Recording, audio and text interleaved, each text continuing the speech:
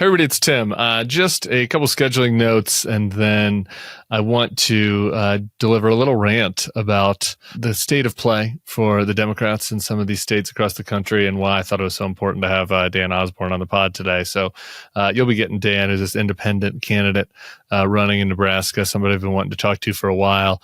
Ran a really close race, and I guess not that close. I lost by 6.5 points to Deb Fischer in the same state where Donald Trump won by 19, 20 points. And so I think, whether there are lessons to learn there is something that we can talk about.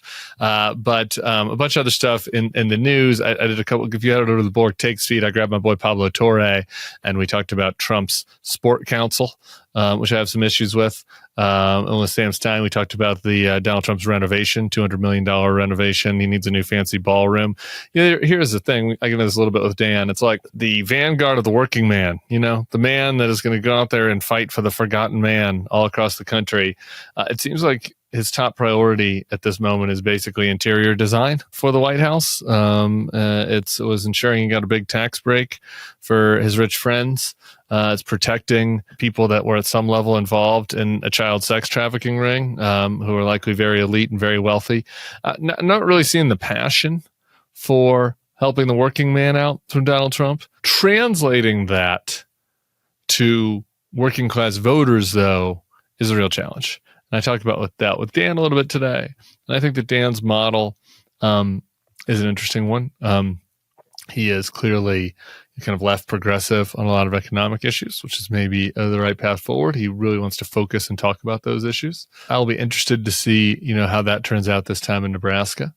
I think that there is another path that a lot of progressives bristle at, which is finding people who have more cultural affinity with the Trump voters, and maybe they can deliver a message about Trump's hypocrisy on working class issues, about how Trump is a fucking charlatan and a phony more effectively. But the thing that is most important about all this that I just really want to get across is, this is an urgent crisis, and it really matters that Democrats are so unable to compete across big swaths of America.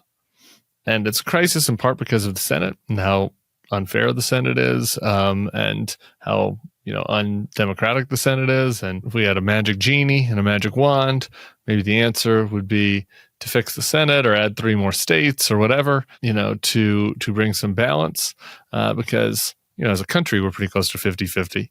But because of the nature of the Senate, because of the nature of the Electoral College, the Republicans are going to have a big advantage that will persist if they continue to do better and better with working class and rural Americans. We can lament that and say it sucks and say you can reform it. Okay, fine. But in the meantime, you got to compete in the rules of the game. And I just don't think the Democrats are competing in the rules of the game. And the fact that Dan Osborn feels like he has to run as an independent is one data point in that. We talk about that a little bit. A bigger data point for me is that, here we are, July 31st, coming up over what could very well be a good wave midterm for the Democrats, a chance to maybe pick up seats in unexpected places. Where is the urgent campaign to recruit people that might have an actual chance in places like Ohio or Florida? Where is the effort to find some folks that can actually speak to Trump voters authentically and effectively in those states? Here's the thing. Those people will have opinions that I don't like. I'm like a cultural lib, right? I hate Donald Trump. I resent a lot of Donald Trump voters. That's why I'm not running for Senate in Louisiana. Okay. I also don't want to run for office, but I would not be a good Senate candidate for Louisiana. If there was somebody like me, if a clone of me decided that they wanted to run in one of these other states, I'll come on this podcast and say, that is very fucking stupid. A Tim Miller type candidate should not run for Senate in Utah or Ohio or Florida. Somebody that runs for Senate in Utah or Ohio or Florida, needs to be able to appeal at some level to people that voted for Donald Trump. He's going to share some of their cultural resentments. I think they've got to be mad at some level at the Democratic establishment. And the Democratic Party has a 30% approval rating. 30% approval rating. Imagine what the Democratic Party's approval rating is in Ohio or Texas. You're going to run a candidate in one of those states that thinks that the Democratic Party is great, that everything that they're doing is great? What's the point? Why even try? Why even try? It'd be like somebody going into the NFL in the year 2025 and being like, we're gonna run the T-bone. Like, we're gonna go back and do smash mouth, up the middle, off tackle right, off tackle left, run the Les Miles offense. Like, it doesn't make any sense. The rules of the game, we know what they are. And if the Democrats ever have a prayer to do anything, to advance any progressive agenda items, to do anything to roll back the authoritarian overreach, to do anything to check Trump, to win the Senate, they've got to win in these states. And you hear some people talking about this. I had Matt Iglesias on to talk about this a couple weeks ago. But I don't. When I'm in these Democratic circles, I hear a lot of talk about urgent crises and things that they're worried about related to Donald Trump and his threats to democracy. But I don't hear a lot about this. And so I'm just trying to do what I can to try to elevate this and maybe draw attention to it in a way that will spur some action from people. Because running a generic Democrat candidate in these places is a loser. Again, you can't see the future. Maybe there's somebody who's particularly aspiring and great. There's a lot of people who are particularly aspiring and great that I love. I just heard that Beto's going to be here coming up on August 7th in New Orleans. So I'm going to go hang out with him. And if you're in New Orleans or the area, come check him out. He's going to be at Howlin' Wolf. Beto is a pretty traditional Democrat ideologically. Does James Terlico seems like a pretty traditional Democrat. Colin seems like a pretty traditional Democrat. All of them are pretty compelling, and they have compelling stories in their own way. Maybe that could work in Texas, particularly maybe if the economy goes terrible, that could work. I'm not saying that it can't, but could we try somebody else in one of these other states? Could we try somebody that has an answer to the question, what are you upset with about the Democratic leadership? And they have an answer? Because 63% of the country is mad at the Democratic Party. So we should probably find somebody to run in red states that can authentically talk about what makes them upset when it comes to the Democrats. And maybe that can authentically talk about something that would give them an area where they could bond with a Trump voter over a shared issue or a shared grievance or a shared resentment. It's not ideal. It's not great. I don't think I share very many resentments with Donald Trump voters in Shreveport, but I also am not wanting to win voters in Shreveport. I think that the Democrats should try to find somebody who can do that in these states, or someone who's an independent-minded person should offer themselves to do it. Because if not, the best case scenario you have here is winning the House barely, 50-50 Senate, running down who knows what happens with Donald Trump in 2028. I mean, it's a dangerous game everybody's playing. So Dan Osborn's at least trying something different. I appreciate that. I was happy to have him on the podcast. We'll be interested to hear what you guys think about what he has to say. He's up next. I'm out in California for a brief little family vacay, but we'll still be doing the podcast from California Monday and Tuesday, and then I'll be back home on Wednesday. So I hope you guys are enjoying your a little summer weekend. Get out to the beach or the pool, or have a barbecue, or just read a book, rest, and we'll see you back here on Monday. Enjoy Dan Osborn.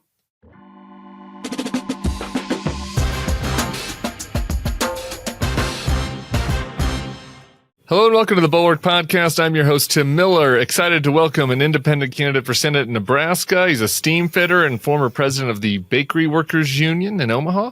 He's also a Navy vet and was member of the Nebraska Army National Guard. He announced earlier this month that he's running against billionaire Nepo adult Pete Ricketts for the United States Senate. It's Dan Osborn. What's up, man?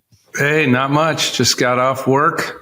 I'm happy to be here with you guys. I love this garage that you're in. I was like, we got over on FY Pod, we had Jack Schlossberg in his van, which is kind of a very, millennial hipster vibe. But like you look like this garage gets a little bit of work. I don't know. You got an Eagle? It sure does. Yeah, this is a Firebird there. Okay. 88. What are you doing on the Firebird? Oh, well, I can show you here. We're putting in a V8 over there. We're rebuilding that engine, my son and I, and then we're going to drop a 350 V8 in it. I wish I could ask follow-up questions on that, but I can't even really change the oil in my car. So, it takes a village. Everybody needs to have different skills. YouTube is like, the father nobody ever had. You just watch YouTube videos. You can do anything. That is true. My actual father was disappointed in my lack of ability to work on cars, but we've reached an equilibrium in adulthood. I want to ask about you, man. I got to tell you, I know more about you as like this caricature of a person that exists online as, and whatever, an independent populist than I actually do like about your real life. So I'm curious, and I gave a little bit of your bio there. If you give us a little penny tour of like how your life ended up in this place where you're running for Senate. Yeah, sure. Well, I haven't always been a political person. I've spent, 20 years. You mentioned the BCTGM. We landed under the grain millers, not bakery. So, but that's okay. Thanks for the correction.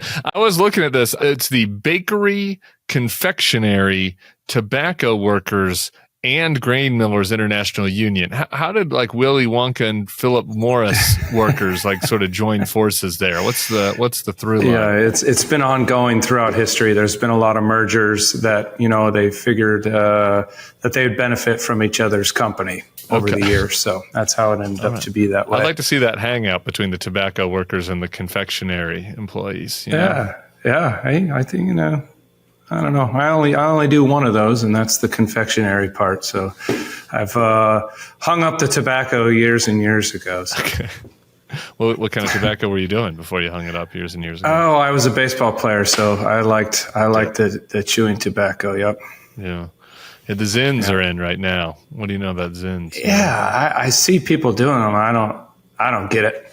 What about regulation? You want to run for Senate? Where are you on government regulation of Zin? Oh, stuff like that. I'm not concerned. I think that's government overreach personally. Yeah. I think, that falls into communities and parents raising their kids and schools. I think education's the key when it comes to that, actually. Yeah. All right. Anyway, we got distracted. We went down the bakery confectionery route. So anyway, you're working at the union. Let's go back to your story. Yeah. I worked there for 20 years. I worked my way up in the union ranks. I was an industrial mechanic there. And then I ran for president. Similarly why I'm running for the United States Senate. I saw a need for leadership in our union. We were starting to lose on some contracts while the company was remaining profitable. So I wanted to put my name in the ring. I got elected. And I was president for about 2 years before the strike happened. And, the strike is really what got me into politics and thinking about and seeing and realizing my world around me in a different way than I previously didn't know. And so I suppose we got to back up a little bit during COVID was the precursor to all of that. We were working 7 days a week, 12 hours a day. During that time as essential workers. In fact, about 50% of our workforce was forced quarantine and or sick at 4 American manufacturing plants around the country. Under the umbrella of the master, we were all working those hours. So 12 hours a day that entire year. We made them a ton of money. They went from $19 billion to $21 billion in this profit. The CEO gave himself a $2 million raise. The board enriched themselves and the stockholders enriched themselves. And we got a coffee cup that said essential workers on it. It's a very nice cup. But, our contract expired that year. And as president, I figured it was going to be a no-brainer, right? We'd get a little sliver of the pie. Instead, they sat across the negotiating table from us and they said, we're going to take your health insurance. We're going to take your cost of living wage adjustment, which is our only form of wage increases designed to keep us even with inflation. We know how that's going. Yep. And then we're going to implement a 2-tier wage system with no path for a lower tier employee to move up into the upper tier. It's a way to divide your workforce. Very union busting tactics. That was kind of an oh shit moment for me. There hadn't been a strike in Nebraska since 1972, and I'd never thought about it before that. So I learned how to picket, why we picket, had to learn everything about it. and contacting police and fire ahead of the strike. And so when midnight, October 5th rolled around, 2021, we shut down 4 North American plants and we walked off the job to preserve our wages and benefits. Certainly, one of the hardest things I've ever had to do is take 500 of my friends and their families, 1,500 nationwide, and shut these plants down, walk off the job, not knowing if we're going to have a job at the end of it. But we all felt we were on the right side of history. And, that was my first introduction into politics because I knew politics were going to play a part. Yeah. And I figured Democrats were going to show up to the picket line in support of us, and they did. But I was able to get our governor and a Republican congressman out to the picket line to show support, to put added pressure on Kellogg's. And, we ended up being on strike for 77 days, and we settled just before Christmas.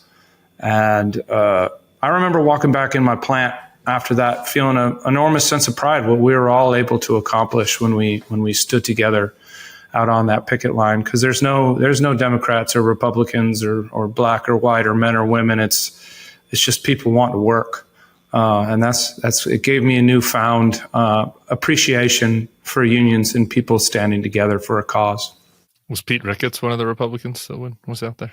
He was the governor at the time. He drafted a letter. I went out to the Capitol. I met with his team, and I didn't meet with him, but I met with his team, and he ended up drafting a letter and sending it to the CEO, Steve Cahalane, imploring him to get our people back to work. So thank you for doing that, Pete Ricketts.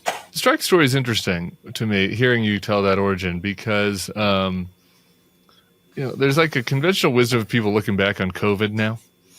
And like the reflection is that like we did too much to try to stem the tide of COVID, right? That there were too many restrictions, et cetera, and that it was like a burden on people with desk jobs that had too many restrictions on their lives, and the government intervened too much. And like your story is that there's this burden on people that were doing real work on the front lines who were getting sick, who are having to work extra hours. You don't hear that story a lot when you think back on COVID. How do you, looking back on it, feel like political leaders did kind of managing that pandemic? When we were going through it, I remember walking through Walmart and looking down and seeing the arrows that I have to walk a specific way in an aisle. And, they had everybody to try to separate everybody. And then masks turned into Republican versus Democrat. If you were wearing a mask, you were a Democrat. And if you weren't wearing a mask, you were, a proud Republican. And I was like, this is absolutely ridiculous, because my dad got sick and it almost killed him. Yeah. But he squeaked through it and he beat it. But, the fact of the matter is, there were people dying, and there were people getting very, very sick. Were there some overreactions? Yeah, there were. But the way I see it is, people were just trying to do the right thing during that time.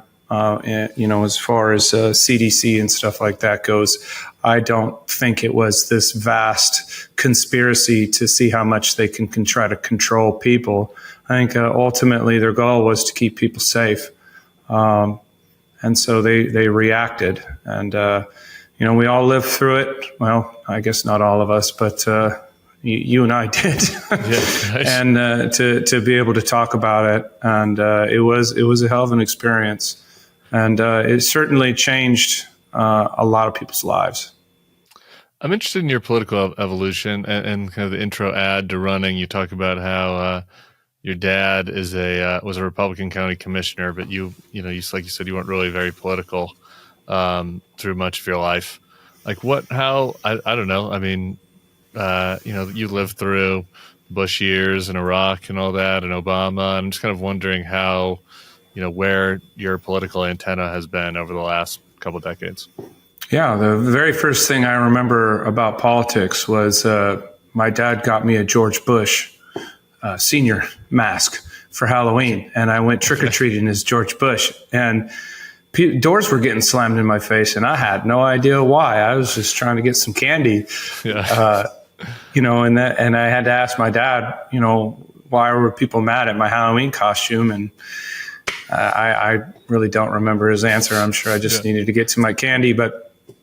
So I suppose we've always had a level of division in this country when it comes to our political views. But I think, I've been a registered independent from the time I could vote. I never really bought into the two-party system because the way I see it is, I don't see a lot of them actively working for the people. I see a lot of fighting. I see a lot of money exchanging hands between very wealthy donors, multinational corporations, and special interests that, it's hard to argue that they're not really the ones pulling the strings of these politicians. So we don't take corporate money.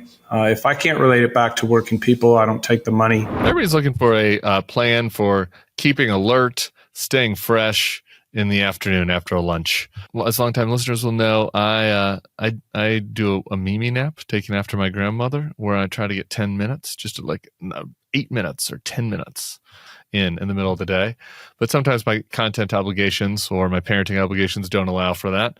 And, the later in the day you get, the less you're looking to do cold brew. So I've been delighted to try out a product from one of our sponsors, Mud Water. Their OG blend is a mix of cacao, chai, turmeric, and adaptogen mushrooms to help you feel focused without the crash. And the best part, it's amazing over ice, just like a cold brew. Seriously, just mix it with cold water or milk, shake it up, pour it over ice, and boom, you've got yourself a refreshing, feel-good boost that actually helps you stay balanced. The best part, Mudwater provides sustained energy without the spikes and crashes of traditional coffee. Each ingredient in Mudwater serves a purpose. Their OG blend contains cacao and chai for a hint of caffeine and hot chocolate-like flavor, lion's mane for focus, we all need focus, cordyceps to promote natural energy, and both chaga and reishi to support a healthy immune system. This is a lib pod now, once we're talking about chaga and reishi. Mudwater is also available at Target and Sprouts locations across the U.S., so it's never been easier to grab a cup of this friendly pick-me-up. Ready to make this switch to cleaner energy? Head to mudwater.com and grab your starter kit today. Right now, our listeners get an exclusive deal, up to 43% off your entire order, plus free shipping and a free rechargeable frother when you use the code THEBulwark. That's right, up to 43% off with code THEBulwark at mudwtr.com. That's mudwtr.com. After your purchase, they'll ask how you found them. Please support our show and let them know we sent you. Keep your energy natural and refreshing all year long with Mudwater, because life's too short for anything less than clean, delicious energy. So your dad was what? Like, what kind of family was it growing up? Your dad was a George Bush fan. My dad was pretty strict military style. My grandfather was retired Navy. My dad was Navy. My uncle was Navy. I ended up being Navy. My brother joined the Marine Corps, so we don't talk to him anymore. I don't even know where he's at. I'm just kidding. We do, but no. So it was very strict. You get the belt when you mess up.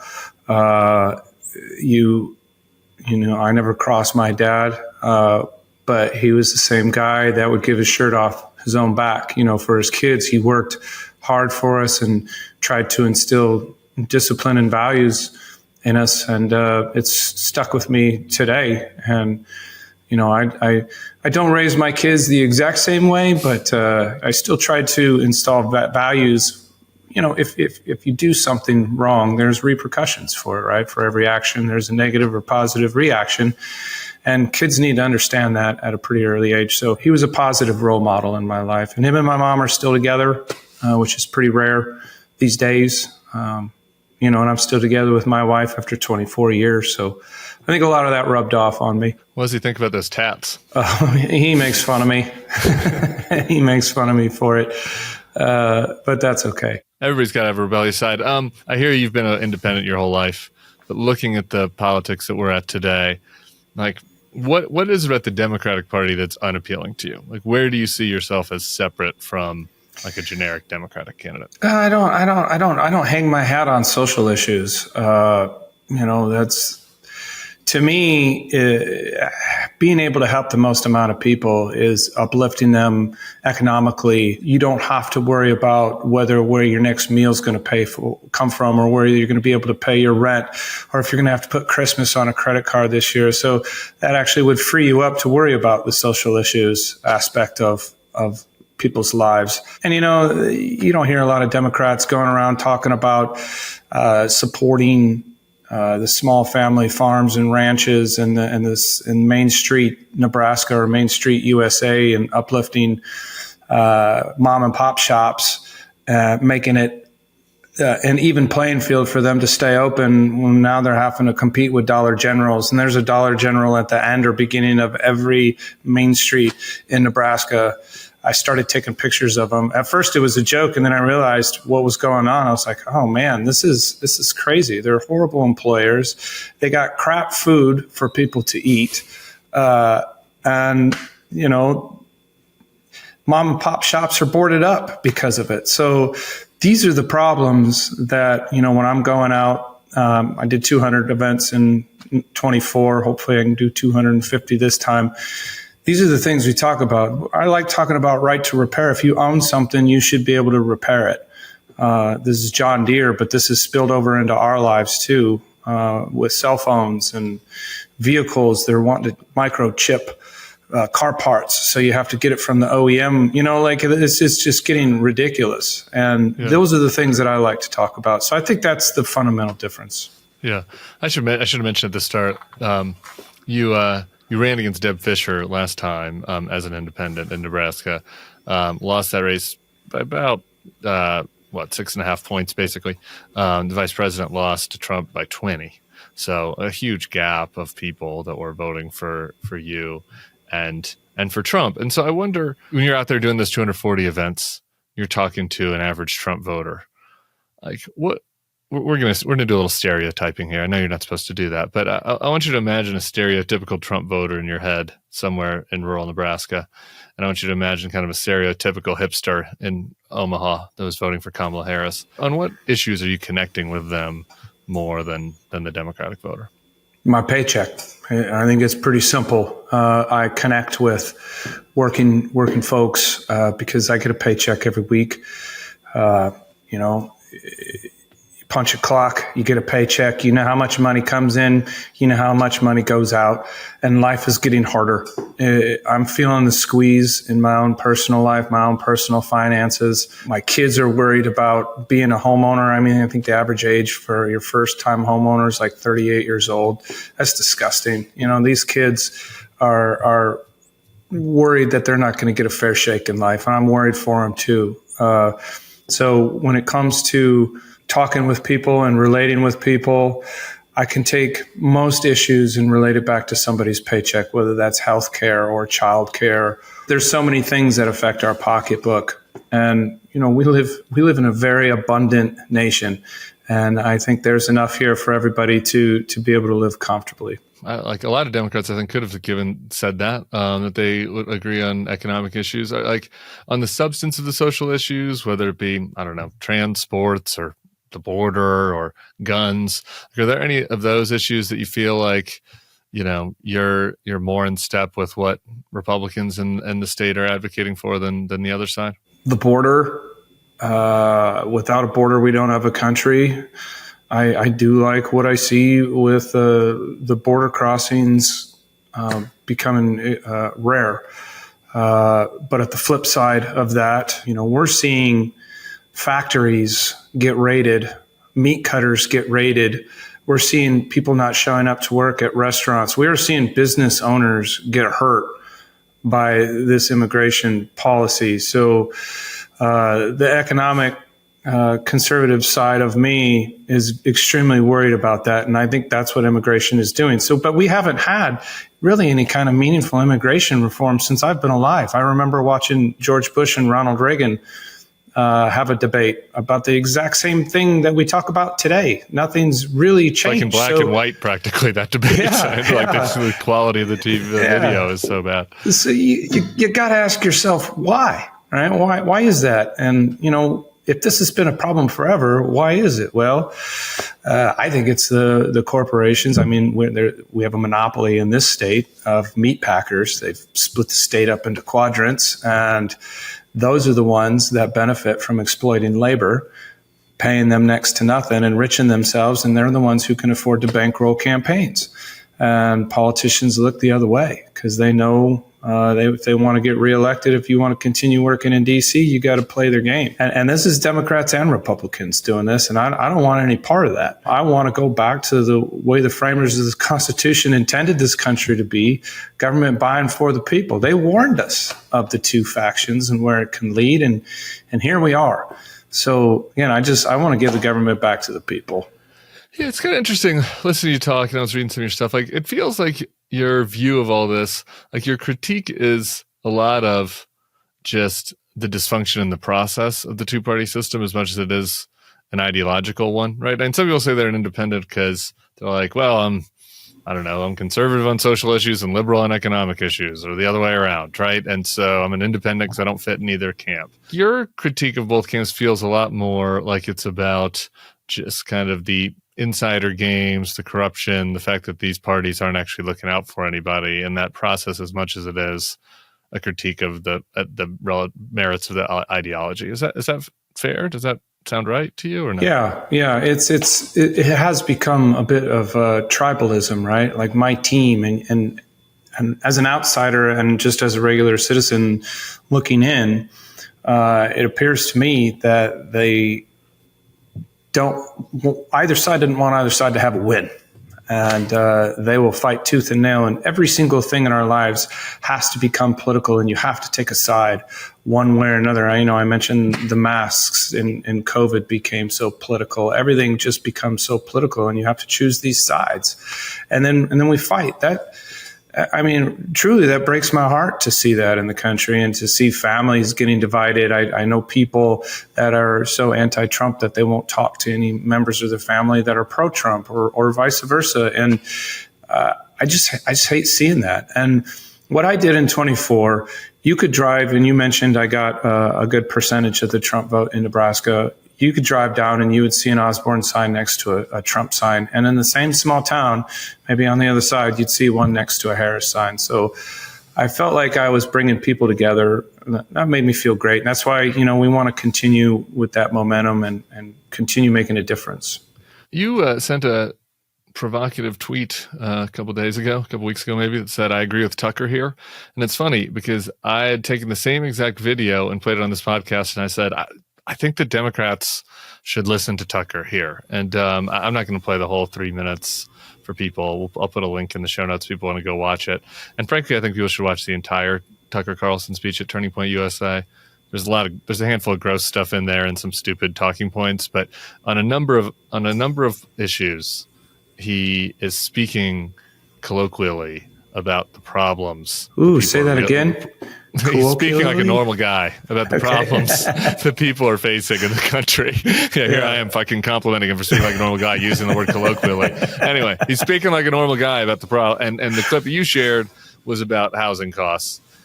Talk about just that issue and whether you think there are things that can be learned, if you will, from the populist right, even if they have some other views that are pretty gross. Yeah, a good idea is a good idea. It really shouldn't matter where it comes from.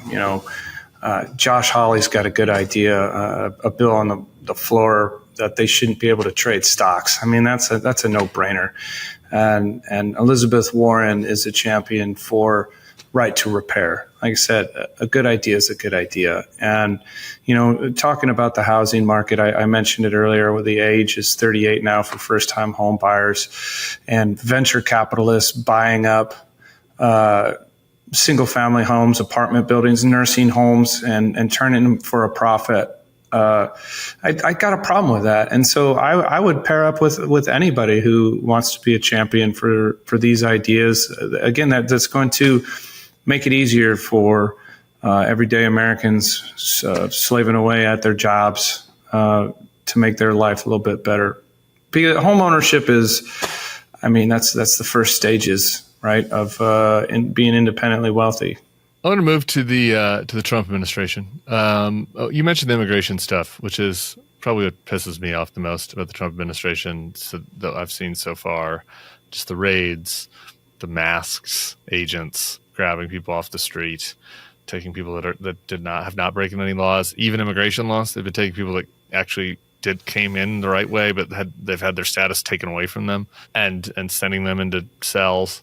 That's what's made me the most mad. What's made you the most mad about the Trump administration the first 7 months? I would have to point to that as well. I mentioned that it's hurting businesses, but it's not humanly decent what we're seeing. Unmarked, masked people, pulling people off the street that aren't criminals. And not giving them due process. So due process is American as baseball and apple pie. That's one of the fundamental rights of standing on this land. And to take that away from people that are here to make a better life for themselves, is immigration broken? Yeah, we talked about that earlier. It is totally broken, and this is a Congress issue that they need to fix it. It's certainly what we're seeing now is it's really hard to watch, and I get that people have to be deported. Every administration has done that, right? We have taken people that are here unlawfully and we've removed them. Joe Biden failed on the border, and now, we have this problem. But what I really hate to see is the celebration of it. It's turning alligator Alcatraz into T-shirts and merchandise that you sell, and people celebrate it. And people, bringing chainsaws on stage, celebrating that hundreds of thousands of people just lost their jobs. And, this is what I have a hard time watching with. All right, our next sponsor is one of our longtime faves at OneSkin. For a while, I've been an evangelist to all the straight male listeners out there that it's time to moisturize. Helps your skin look good. I was looking at a picture of Donald Trump Jr. the other day, and his neck skin is repulsive for someone his age. And let me tell you, this is a man that is not using OneSkin. And so if you're a straight man and don't want to look like Donald Trump Jr., get out there and get the OneSkin face moisturizer. But these days, they're also offering a new scalp serum, OS1 Hair, and people are raving about it. That patented OS1 peptide that OneSkin offers is scientifically proven to target aging at the cellular level. That's what powers their skin and sun care, and now it's targeting age-related hair loss and thinning. And it's not just talk. OneSkin scientists did a clinical study showing that after 6 months, participants had significantly thicker and denser hair.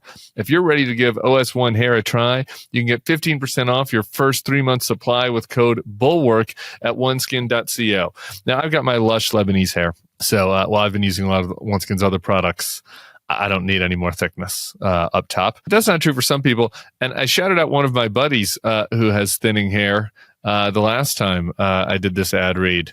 And let me tell you, I didn't get a very positive review from him personally. Not of the OneSkin. He hasn't used it yet. I didn't get a positive review for him trying to just peacefully walk through Reagan Airport without learning that, his hair loss was being projected out to the many dedicated Bulwark listeners. So apologies to you, but also not really apologies, because this is me looking out for you. Whether you're my friend, who I won't name this time, but you can go back to the last episode and find it out, or whether you're somebody else with thinning hair, use the OS1 scalp.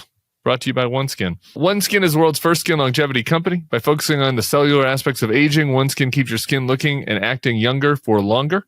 For a limited time, you can try OneSkin with 15% off using code BULWARK at oneskin.co. That's 15% off oneskin.co with code BULWARK. After you purchase, they'll ask you where you heard about them. Please support our show and tell them we sent you. So you're talking about when you're going around Nebraska, you're talking to Trump voters, and the thing that it resonates with them that you can connect on is your paycheck and on these economic issues. The thing that I struggle with is I get why working class people might feel like the Democratic Party is not in touch with their concerns. I understand why they feel that way. It's harder for me to understand why they think Donald Trump is in touch with their concerns. And if you just look at what they've done with the bill, the tax bill in Congress, the fact that he's enriching himself with crypto, the fact he's got billionaires all around him, to me, he seems like totally phony on that regard. You're talking to Trump voters more than I am these days. Like, why do you think that isn't breaking through? Do you think that there's any possibility that that his hold on them might change? I guess I don't know. I think, I have talked to people that have had a change of heart, I suppose, or feel like they've been sold a bill of goods and they are no longer in support of the administration, or maybe they're just, outwardly critical of it, which we should all be able to be critical of any administration. That's our right as American. I mean, you say one thing on social media, oh my gosh, keyboard cowboys come out of the woodwork to try to ruin your day. But I speak to people all the time, but I also speak to people that say, hey, he's the art of the deal, right? He knows what he's doing. He's made his fortune, and they still like the fact that he's not a standard politician. He just says what he thinks. People tend to like that. People tend to like the alpha male esque or aura of Donald Trump. Do you think he's an alpha male? Do you see Donald Trump as an alpha male? I said people think that he is an alpha male. What I think an alpha male is somebody who takes care of their family and puts their family first and puts other people before them. I think that's what a true alpha male is. I go through Nebraska and there's still a lot of Trump signs up in barns, and because a lot of people still agree. Maybe they don't necessarily like mass men showing up and pulling people off the street or showing up at immigration appointments and taking people and separating children from their families, but they still are anti-illegal immigration, and so they still like what they're seeing. And I don't know. I have neighbors around here that are Trump supporters, and they feel like economically his tariffs are going to get America ahead, and economically so. What do you think about the tariffs? Well, I think targeted tariffs have, uplifted American workers. I mean, Ford and Chevy and Dodge still have the market cornered on full-size trucks. And, you could argue that tariffs were a part of keeping them that way because the other Japanese automakers haven't really been able to compete in that market. So there are times where targeted tariffs, but blanket tariffs and tariffs on our closest trading partners, Canada and Mexico, and now Brazil. I like my coffee, and don't mess with my coffee. Yeah. I had Mark Cuban on a couple of weeks ago, and he was saying that he doesn't think the tariffs will really make that big of a difference for the big corporations, and with maybe a couple specific industry exceptions, but that the problems are going to be on the main street that you were talking about before, and that it's kind of this weird inverse where people think tariffs is this populist thing that helps workers, but actually it's going to create more problems, in places like Nebraska. What would you think of that? Well, they're going to hurt our farmers, They did that in 2016, right? With the tariffs with the soybeans, we didn't have anybody to sell our soybeans to, so we had to bail out the farmers. Yeah. So we know, in that regards, they don't work, and I think we're heading to have to bail out our farmers again. And now USAID being shut down, those are going to hurt our farmers that are selling those crops overseas. If you don't have anybody to sell it to, that's certainly problematic. I work at a place called Grunwald Mechanical, and all of our water heaters and hydronic valves and everything have gone up anywhere from 15 to 25% due to tariffs. And so I know firsthand that it gets passed down to the consumer, because the small businesses can't take that level of hit and still remain profitable and still keep their doors open. So you pass it down to the consumer. You pass it down to your customer.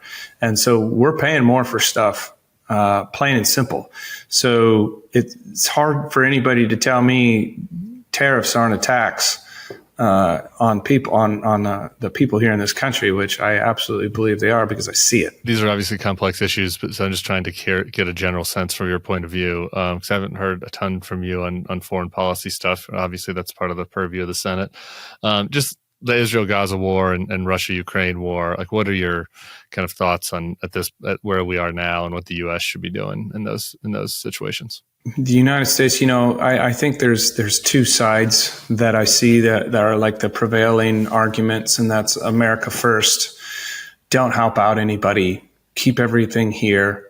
But what I see is innocent people getting killed in Ukraine and in Gaza. We saw innocent people in Israel get killed. That October 7th attack was heinous. It was very difficult to watch. I believe Israel has a right for their existence to be their own state, and they had the right to defend themselves. But what I see now is starving children, people getting shot to try to get food. That's an atrocity. That is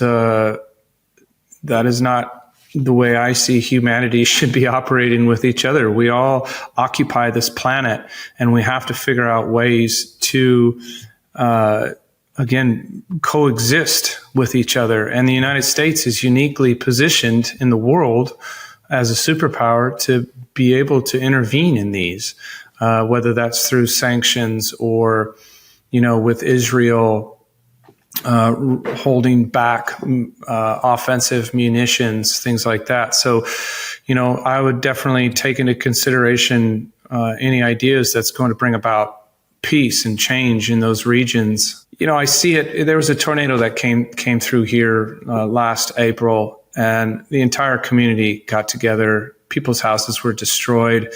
People went to Walmart or Lowe's or Home Depot and bought wood and helped people. We were just helping people rebuild their houses. And, that's what the world is like. But then you see that, and it's like, man, human beings, it's such a dichotomy, right? Why do we hate each other and love each other so much at the same time?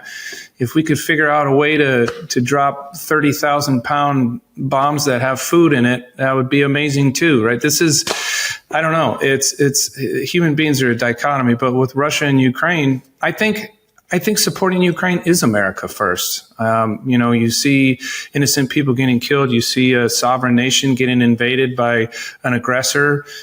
That's who we are. That's who we've always been. We've always, in World War II, we've always stuck up for the little guy and helped prevent tyranny in the world. To expand on kind of what you were saying there about Israel, I'm just curious, obviously, that this Bernie Sanders bill, like, how do you balance what the U.S.'s role and responsibility is with regards to our ally Israel, and maybe what kind of limits we should start to put on how we're helping them out? Yeah, I think that we should definitely be taking that into consideration. They do have a right to defend themselves. The Iron Dome, I appreciate where they're geographically located in the world, and the people around them would love to see their annihilation. So.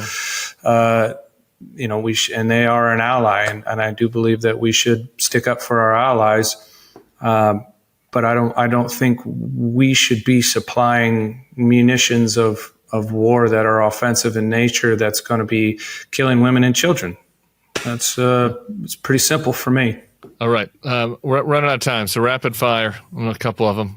Here, you're running against Pete Ricketts. I kind of forget that Pete Ricketts is in the Senate sometimes, so it's hard for me to make a case against him. Well, like, what's your elevator pitch about why Nebraska should get rid of Pete Ricketts? Well, I think you look back, he was a 2-term governor. He ruled this state like a mob boss. With his money, as a governor, it's your job to try to lobby, your lawmakers to try to get stuff through that you need to get through, what you see best for Nebraskans. He didn't lobby people. What he would do is he would spend hundreds of thousands of dollars in negative ad campaigns. He just got sued and lost $500,000 for a woman here in Nebraska. She ended up losing her husband, her business, with his negative attack ads and his money. So he's left a wake of very irritated conservatives and Democrats, with his money. There was a Flatwater Free Press article that came out that said that Ricketts had spent $90 million influencing Nebraska politics. So I think he embodies everything that's wrong with politics. When it was Fisher, she would take money from corporate donors. Well, this guy is the corporate donor ultimately. So I don't know him personally. I have nothing against anybody personally in politics, but the way I see it is, go live your life out on a beach, man. You have all of that money. You have $380 million. Go enjoy it. Why do what you're doing? Or help somebody. Yeah, I mean, my critique of him would be he's certainly not an independent. You're an independent, say what you want about him, but there's been not even a single moment where he said there's something that Donald Trump did wrong. And I guess maybe some people think that Donald Trump can do no wrong, but you would think that there'd at least be one issue where a U.S. senator might think, hey, the issue of Nebraska is more important than being doing the party line here. He never does. The one that's in the forefront of the news now too. And Pete Ricketts is on the record. He's starting January is sex trafficking or human trafficking month, and we want to highlight this issue. It's so wrong. It's the worst thing. It's the lowest humanity can get, which I agree with. And then asked about releasing the Epstein files, and he said, that's not on our radar. We have all this other stuff we have to do. So it's whenever it suits him. Yeah. We got to do Sex Trafficking of Kids Awareness Month, but we're not going to expose any of the people involved in the biggest sex trafficking ring. We don't want to throw them in jail. We don't want to get any of the guys involved in the biggest sex trafficking ring of elites that may have, at some level, encountered the president of the United States. We're not going to talk about that one. We're going to do some other ones. All right, just really quick, 2 fun rapid fire ones. You're an independent, so we're trying to figure out who you think's done a good job. So the presidents, you can't go back to Lincoln. We're starting at Reagan, Bush, Clinton, Bush, Obama, Biden, Trump. I need your best and worst. Best and worst, Reagan to Trump. You killed my, I always say Woodrow Wilson and Teddy Roosevelt because they like to champion the antitrust and anti-monopoly laws. Roosevelt Square Deal. I think that'd be a good model for you actually as independent, the Roosevelt Square Deal. That is a good answer, and I will allow it, but you still have to answer the question of best and worst of your lifetime, though. We got to do it. Best and worst. Man, that's tough putting me on the spot like that. It is tough. I'll say economically, Bill Clinton was the best president. He finished his term with the surplus. Yeah, right. That's it's hard to argue that he knew what he was doing when it came to the economy. And I think one of the worst things that have happened, and this is coming from my world as being a union member, is Ronald Reagan with air traffic controllers and making it so public union sectors can't strike their employers. That has been devastating for workers. So, all right, no, that's a good answer. All right, final question. I hated Husker football growing up in Denver. Nebraska beat Colorado every damn year, my whole childhood. And Husker football has fallen on hard times. So I'm wondering if you have any solutions to that. Oh, no. They have fallen on hard times, but that was in the past, my friend. So we have Dylan Raiola now, and 5-star recruit. This is his second year. I'm predicting 4 losses and a pretty predominant bowl game, and then in the next 2 years we're going to be competitors for the national championship. So we're back. Okay. We're back. You're back. Nebraska is back. Huskers football is back. I don't know if I buy it. Start hating us again. You can start hating us again. Yeah, it's true. It's been too sad to dislike. I've had to refocus on Bama and Texas. Horns down. All right, Dan Osborn, man, I appreciate the time. Come on back. Good luck on the campaign. I guess you're still working, man. But once you get onto the campaign trail, good luck at that. And we'll be talking to you soon. All right. Thank you so much. I appreciate the interview and having me on. All right. Everybody else, have a great weekend. We'll see you back here on Monday with Bill Crystal. Peace.